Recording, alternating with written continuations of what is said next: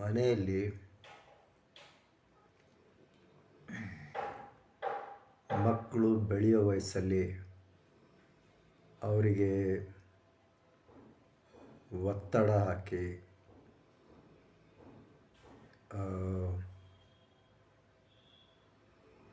ಭಾವನೆಗಳನ್ನು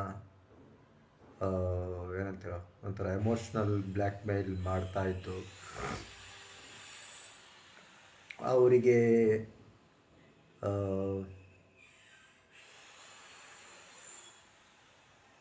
ಮನೆಯಲ್ಲಿ ಹೇಳಿದ್ದೆ ಎಲ್ಲ ಅವ್ರು ಮಾಡಬೇಕು ಆ ಥರನೇ ಅವರಿಗೆ ಅಭ್ಯಾಸ ಮಾಡಿಸಿ ಹೆದರಿಸಿ ಅವರಿಗೆ ಅದೇ ಥರ ಯೋಚನೆ ಮಾಡೋದು ಅಭ್ಯಾಸ ಆಗಿ ಹೊರಗಡೆ ಯಾರು ಹೆದರಿಸಿದ್ರು ಅವರು ರಿಯಾಕ್ಟ್ ಮಾಡೋದಿಲ್ಲ, ಎಲ್ಲ ಡಿಫೆಂಡ್ ಮಾಡ್ಕೊಳಕ್ಕೂ ಹೆದರ್ತಾರೆ. ಸೊ ಮಕ್ಕಳು ಸ್ವತಂತ್ರವಾಗಿ ಬೆಳೆಯೋಕ್ಕೆ ಮನೇಲಿ ಪ್ರೋತ್ಸಾಹ ಮಾಡಬೇಕು, ಇಲ್ಲ ಹೊರಗಡೆ ಮತ್ತೆ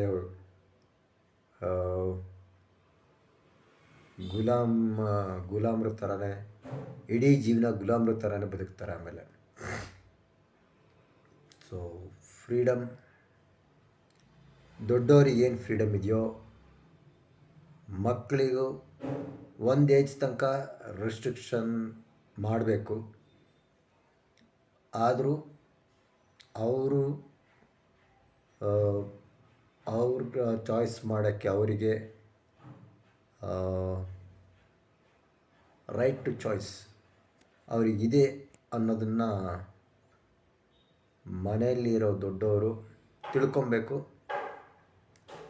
ಅದಕ್ಕೆ ಅವರಿಗೆ ಸಪೋರ್ಟಿಂಗ್ ಆಗಿರಬೇಕು ಮನೆಯಲ್ಲಿರೋ ದೊಡ್ಡವರು.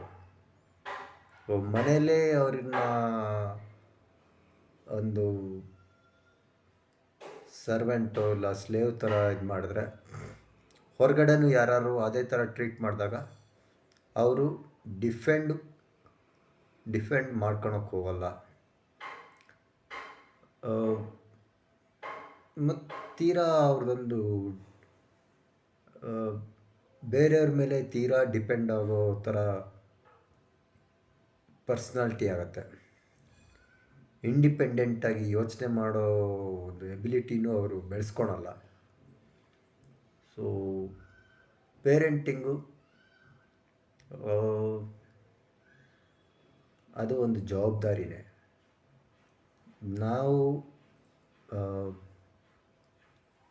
ನಾವು ನಮ್ಮ ಬಗ್ಗೆ ಏನೋ ತಿಳ್ಕೊಳ್ತಾ ಮಕ್ಕಳಿಗೂ ಅವರಿಗೂ ಹೊಸ ಪ್ರಯತ್ನಗಳು ಮಾಡೋಕ್ಕೆ ಪ್ರೋತ್ಸಾಹ ಮಾಡಬೇಕು.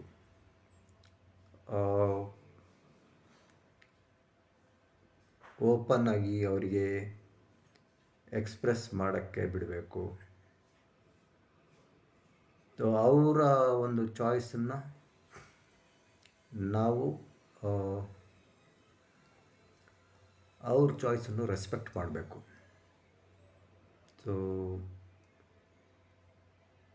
ಮಕ್ಕಳ ಒಂದು ನಿರ್ಧಾರಗಳನ್ನು 12-14ನೇ ವಯಸ್ಸಿನ ತನಕ ಓಕೆ, 12-14 ವರ್ಷದ ತನಕ ಅವ್ರ ನಿರ್ಧಾರಗಳು ತಗೊಳ್ತೀವಿ.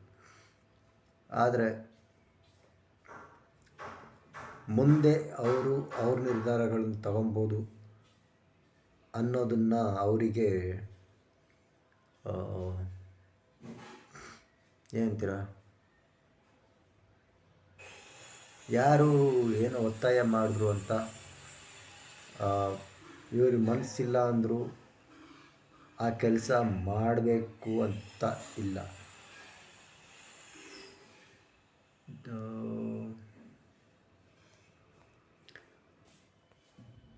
ದೊಡ್ಡವರು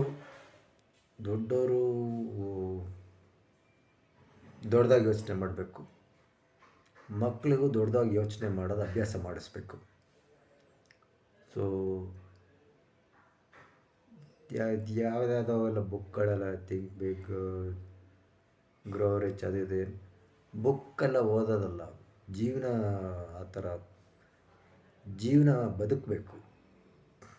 ನಾವು ಈ ಥರ ಬದುಕಿ ಅಂತ ಹೇಳ್ತಾ ಇದ್ದರೆ ಅವ್ರು ಇದು ಮಾಡಲ್ಲ. ನಾವು ಆ ಥರ ಬದುಕು ತೋರಿಸಿದ್ರೆ ಅವರು ಅವ್ರಿಗೂ ಇನ್ಸ್ಪೈರ್ ಆಗಿ ಇಲ್ಲ ನಾವಿಲ್ಲ ಅಂದರೂ ಯಾರ ಹೊರಗಡೆ ಯಾರನ್ನಾರು ಒಳ್ಳೆ ಇವರನ್ನು ಇನ್ಸ್ಪಿರೇಷನ್ ಆಗಿ ಅವ್ರು ತಗೊಂಡು ಅವರು ಏನಂತೀರ ಲಿಮಿಟ್ ಅನ್ನೋದೇ ಲಿಮಿಟ್ ಸೆಟ್ ಮಾಡಬಾರ್ದು ಮಕ್ಕಳಿಗೆ. ನೀನು ನನ್ನ ಮಗ ಅಥವಾ ನನ್ನ ಮಗಳು ನನ್ನ ಮೀರಿ ನೀನು ಬೆಳಿಬಾರ್ದು, ಆ ಥರ ಲಿಮಿಟ್ಟೇ ಸೆಟ್ ಮಾಡಬಾರ್ದು. ಆ ಥರ ಲಿಮಿಟ್ಟು ಅವರಿಗೂ ತೀರಾ ಒಂದು ಏನಂತಾರೆ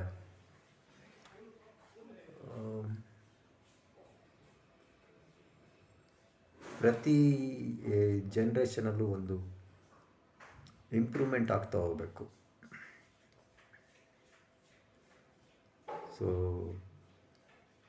ಯಾರು ಅಂತಲ್ಲ, ಬಡವ್ರ ಮಕ್ಕಳು, ಶ್ರೀಮಂತರ ಮಕ್ಕಳು, ಎಲ್ಲ ಮಕ್ಕಳು ಅವ್ರ ಬಗ್ಗೆ ಅವ್ರು ಚೆನ್ನಾಗಿ ಯೋಚನೆ ಮಾಡಬೇಕು. ಜಾಸ್ತಿ ಓದಬೇಕು, ಬೇರೆ ಬೇರೆ ರೀತಿ ಪುಸ್ತಕಗಳನ್ನೆಲ್ಲ ಓದಬೇಕು, ಆಟಗಳನ್ನು ಆಡಬೇಕು. ಮತ್ತು ಜಾಸ್ತಿ ಇಲ್ಲ, ಒಂದೇ 8-10 ಜನ ಫ್ರೆಂಡ್ಸ್ ಇದ್ರೂ, ಕ್ಲೋಸ್ ಫ್ರೆಂಡ್ಸ್ ಇರಬೇಕು. ಒಂದು 8-10 ಜನ ಇದ್ರೂ ಸಾಕು, ಜಾಸ್ತಿ ಜನ ಇರಬೇಕು ಅಂತೇನಿಲ್ಲ. ಸೊ ಮಕ್ಕಳು ಫ್ರೆಂಡ್ಸ್ಗಳು ಮನೆಗೆ ಬರೋದನ್ನು ಪೇರೆಂಟ್ಸು ಎಂಕರೇಜ್ ಮಾಡಬೇಕು. ನಿಮ್ಮ ಫ್ರೆಂಡ್ಸನ್ನು ಮನೆಗೆಲ್ಲ ಕರ್ಕೊಂಬರ್ಬೇಡ, ಆ ಥರ ಎಲ್ಲ ಹೇಳಬಾರ್ದು. ಅಂದರೆ ಅವರು ಎಲ್ಲ ಬರೀ ಹೊರಗಡೆ ಅಷ್ಟೇ ಆಟ ಆಡೋದು, ಇದು ಮಾಡೋದು. ಅಂದರೆ ಮನೆಗೆ ಫ್ರೆಂಡ್ಸ್ ಮನೆಗೆ ಇವ್ರು ಹೋಗೋದು, ಫ್ರೆಂಡ್ಸ್ ನಮ್ಮ ಮನೆಗೆ ಬರೋದು, ಅದೆಲ್ಲ ಇದ್ದರೆ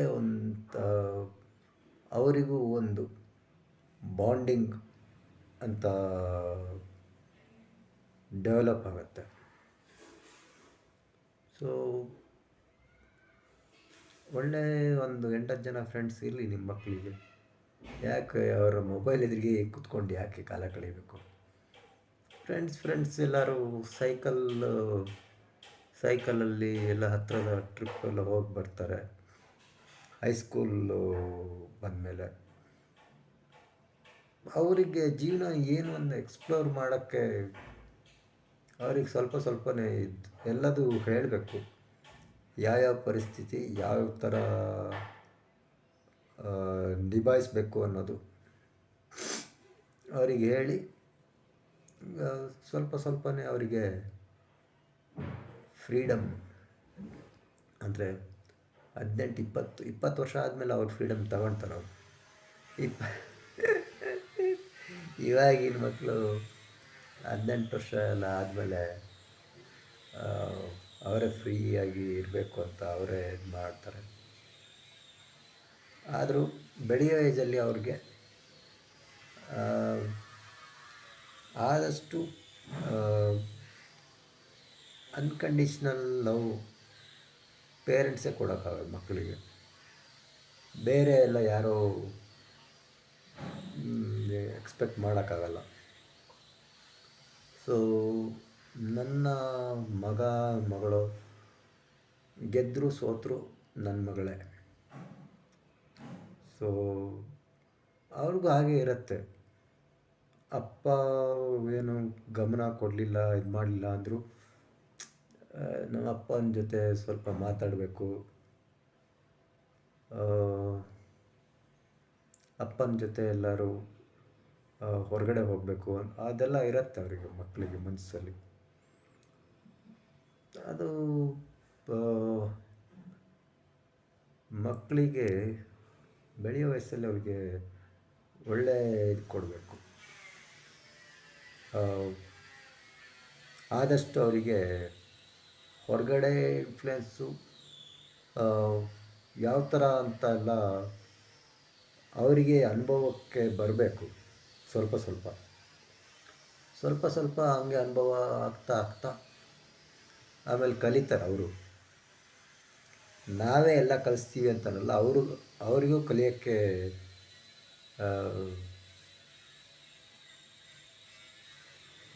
ಜಾಗ ಚಾನ್ಸ್ ಮಾಡಿಕೊಡ್ಬೇಕು.